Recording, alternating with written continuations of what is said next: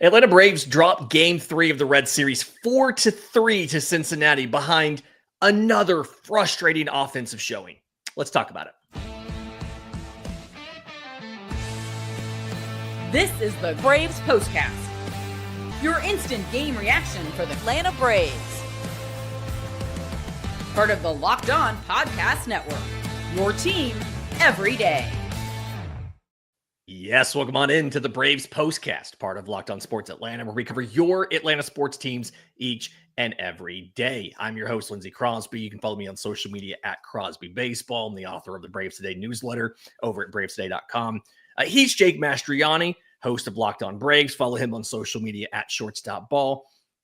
And Jake, 4-3 loss to the Cincinnati Reds. And you got a lot of breaks in this one, it felt like.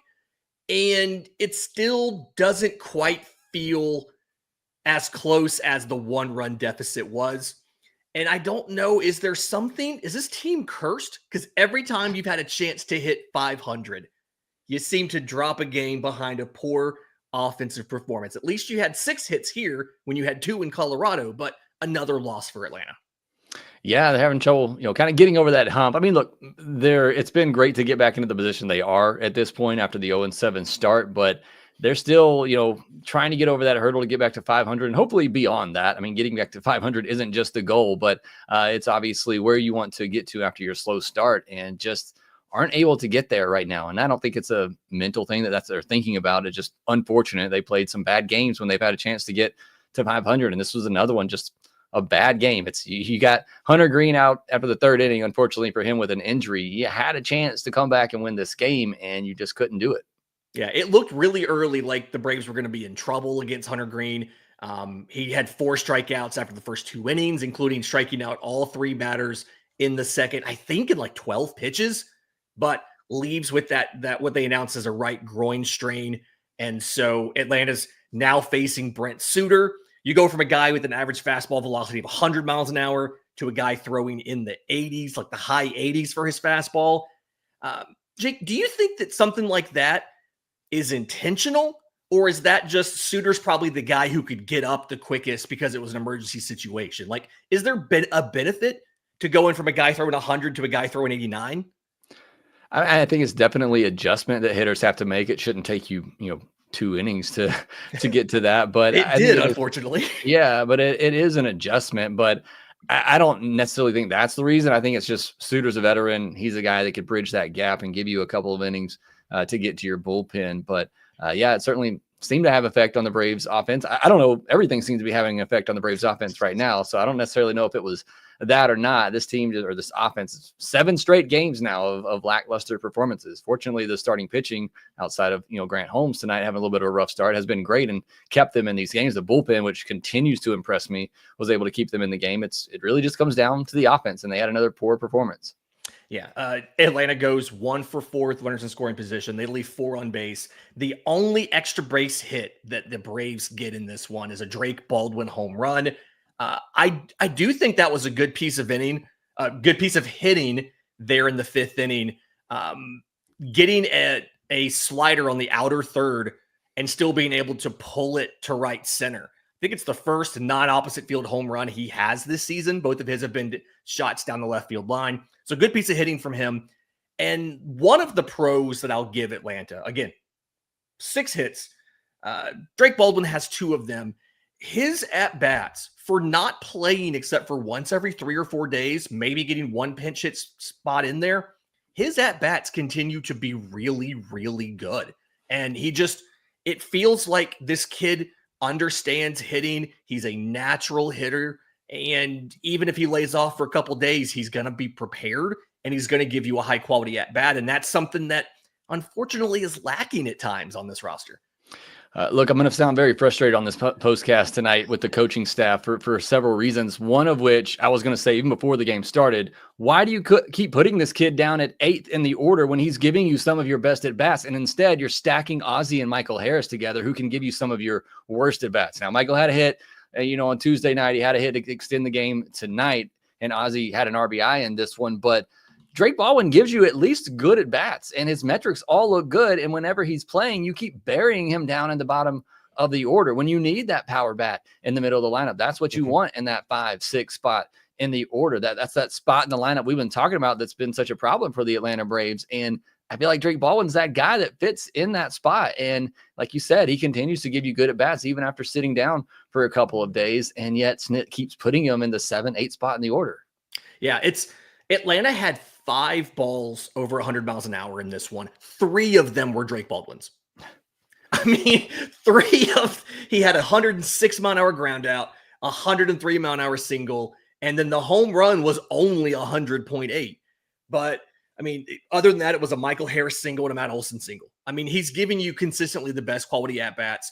Honestly, I wouldn't be opposed to batting him, right behind the heart of the order. Like, I think that's where he should be. And I know there's been times when you've seen Murphy batting right behind Matt Olson. I know you have a hand in this kind of thing there, but rather than batting him 8th, bat him 5th or 6th. On the note of questionable decisions, I saw a couple of folks in the chat talking about this. We've all been talking about it. Eddie Rosario gets the pinch hit in the 9th inning with 2 outs. Runner on first. Michael Harris is on first. So an extra base hit in the gap, he can score and tie it up. A well-hit single, maybe he can score probably at third base. Why Eddie Rosario and not Sean Murphy in that situation? Are you just married to the handedness thing? It doesn't make sense to me why you would go with Rosario, who's had 5 at-bats all year. Yeah. I don't, this is one of the most wild decisions I've seen all year. And I've been frustrated with the coaching staff in this series in particular. And I've always been a big supporter of Brian Sticker, but some of the decisions in this series are just wild. Why not let Eli White swing the bat? The guy is batting over 300 against righties and lefties this year. It's not like he has a split situation there. And he's been one of your better and most consistent hitters over the last several weeks. Just let him swing the bat. You could have done anything there other than pinch hit Eddie Rosario. And I get it. It probably just is the handedness, and Eddie Rosario, every now and then he'll run into one and he'll give you a big moment. But when he doesn't, it's a 3-pitch at bat.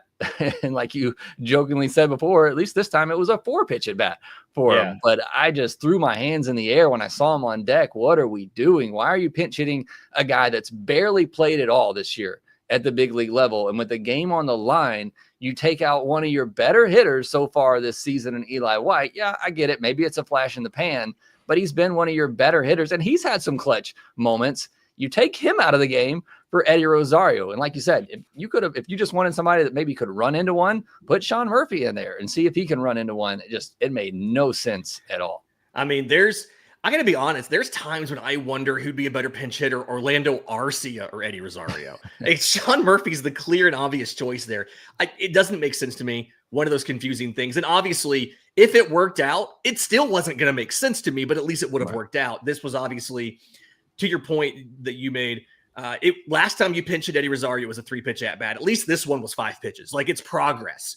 If we keep doing this 3 or 4 times, maybe once he'll finally make contact with the ball. No, sorry, he had a foul ball today. Maybe he'll finally get a ball and play. So I understand the logic. You just have to sacrifice opportunities to score runs to get Eddie Rosario back to game speed. You don't have like a AAA team up the road. You could do that or anything. I get it. All right. In just a second, I do want to talk about the pitching because there's some stuff to talk about with Grant Holmes, the bullpen. You touched on that. I want to get more into it. We'll do that next right here on the Braves Postcast.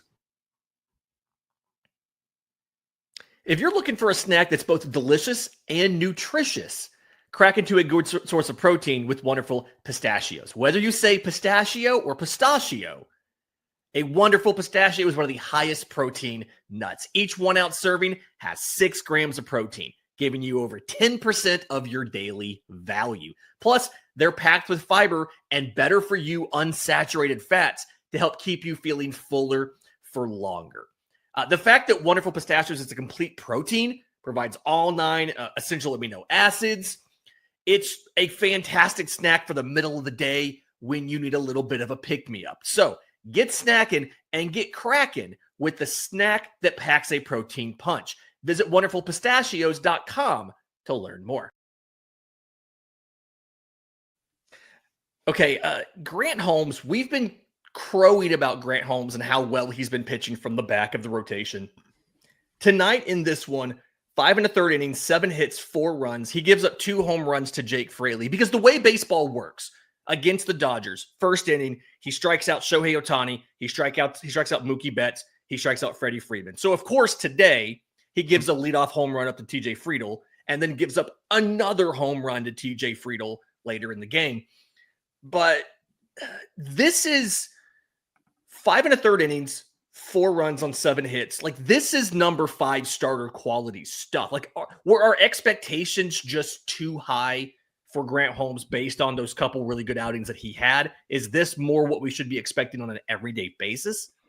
Yeah, this is probably more the baseline for Grant Holmes. And look, it's not great, but you kept the team in the game and you gave them a chance. I think expectations probably were a little bit higher coming off his start against the Dodgers, which was maybe the best start of his career, his young career as a starter, as a big league pitcher, and then all the strikeouts, and I believe it was 15 whiffs that he had in that one. He had 12 in this one and 15 called strikes. I mean, he's not the reason they lost. Again, it wasn't his best outing. He at least only walked one. That's been one of the biggest things so far that's really held him back, is just the walks. But unfortunately, the home runs, he has given up some home runs here as of late. But again, not a terrible start from Grant Holmes. This is probably more of the baseline. What you should expect from really he and Bryce Elder is hopefully 5+ innings of around 3 or 4 runs. That's probably should be your expectations for both of those guys. And I think they're both capable of doing more, and we've seen them do more than that. But again, he's not the reason that they lost.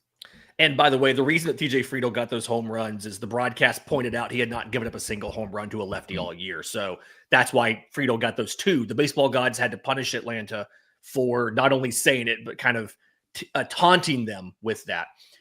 You mentioned the bullpen. Aaron Bummer, 1 2/3. He finishes up that 6th inning, comes back and does the 7th. Dylan Lee does the 8th. And Dos Santos does the 9th. Together, 4 strikeouts, 2 walks, no runs allowed. It feels like the bullpen, for not having very clearly defined roles like they have in past seasons, it feels like the bullpen is legitimately probably 5 or 6 deep, because I almost now count Eniel de Los Santos in that group with Dylan Lee and Daisybel Hernandez and Raisel Iglesias for guys that you feel pretty confident on an everyday basis. You know what they're going to give you, and it's going to be quality innings. Yeah, like I said earlier, they've been maybe the best surprise outside of, Eli White and Nick Allen, what they've done, but just as a unit, based on expectations coming in, they've been one of the biggest and best surprises for me, because they've been really, really good outside of a Hector Neris and a Nathan Wiles inning. You take those 2 innings out, and this bullpen is probably top 10. I haven't looked at the numbers in a while, but they're probably top 10, at least top 15 in baseball. So it's been a really good group. And like you said, I think you do have that core really at the back end now in a tight game. It's going to be Iglesias, Daysbell, Dylan Lee, Pierce Johnson, and I think Bummer and De Los Santos are going to kind of get those close game like this type of innings, a close game late. You want to try to keep it there. It's really just Montero and Blewett that I think are the last 2 guys on there that you don't really trust. But Montero, if he can locate that splitter, he can be really effective too. So it has become a pretty good group for them right now, and a great job they did tonight, just keeping the team in the game and giving them a puncher's chance late. Yeah. I'm not trying to start this. I just want to make sure it's said. Craig Kimbrell was throwing 95 miles an hour in Gwinnett tonight in a scoreless inning. So I don't think they're going to make the move. I do think if you make a move, Eddie Rosario should be launched into the sun after the game tonight. I mean, there's no reason not to DFA him at this point, but we'll see if Atlanta does that or if they hold him until it's time for Ronald to come back. So again, 4-3 loss for the Braves to the Cincinnati Reds. You do have one more in the series. You cannot get to 500 in this series, but you have who on the year has been your most consistent pitcher, although he stumbled a little bit recently. Pitcher Schwellenbach on the bump against Nick Lodolo. So righty versus a lefty. 3.92 ERA for Schwellenbach. It feels like this could be a get right game. But at the same, because Cincinnati's not been overwhelmingly amazing on offense, I feel like, in this series. They've gotten enough runs to keep it close, get you to extras, win a game. But it feels like this could be an opportunity, knock on wood, for Pitcher Schwellenbach to get back on track. Yeah, it's been a bit of a rough go offensively for them in this series. They got the 4 runs tonight, and I had several hard hit balls tonight, more so obviously in the first than in the first 2 games. But yeah, hopefully for Braves fans especially, you need to see Spencer Schwellenbach get back on track. Is it an issue of again him just throwing too many strikes and hitters know that now, so they're being more aggressive in the zone against him? I don't know. Some sort of adjustment needs to be made. I don't think it's stuff. I just think it's mixing up his pitches a little bit more, maybe throwing a few more pitches outside the zone. But yeah, this feels like an opportunity for him to, like you said, get right and give the Braves a big series win, 4-game series win over the Reds. Yep. This has been the Braves Postcast for Wednesday, May 7th. Again, 4-3 loss to the Braves to the Cincinnati Reds. We'll be back tomorrow. In the meantime, if you're listening on audio, leave a 5-star review, Apple, Spotify, YouTube Music. If you're on YouTube, subscribe to both Locked On Braves and Locked On Sports Atlanta. Hit the notification bell so you know when we go live with tomorrow's episode. Until next time, for Jake, I'm Lindsay. This has been the Braves Postcast.